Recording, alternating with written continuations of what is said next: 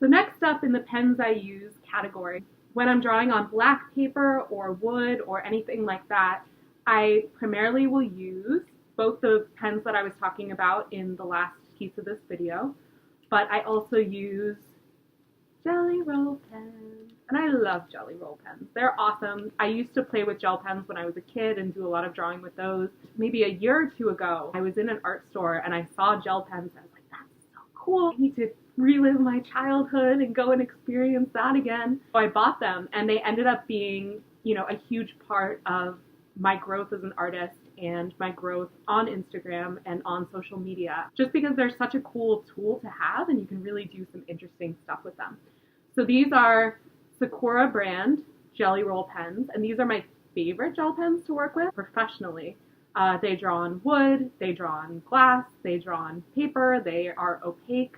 You can draw over things with them. They're really, really incredible. So they come in all of these bright and wonderful colors. They're more than colors that I'm showing you guys here, but these are the ones that I have handy. That's the second type of pen I use most often in the art that I do, the Sakura brand Gelly Roll pen.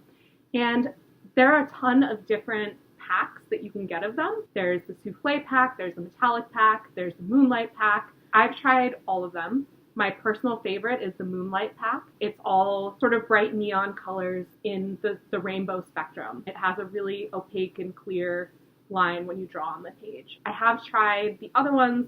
I'm not a big shiny kind of person. I don't really like glitter and stuff like that, partially because I work in an elementary school and glitter just gets everywhere all the time, and I just have learned to have sort of a vendetta against it. The metallic pens are great. I don't personally use them very often, but if you want to add a little bit of a shimmer to your piece, they're a really good way to add that. The souffle pens take a lot of getting used to. They have a much more watery formula.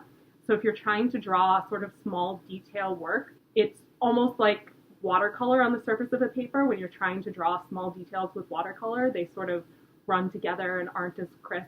But with some practice, you can get the hang of them, and they have really beautiful colors available. But if you're a first-time user of the Gelly Roll pens, I do recommend the Moonlight package.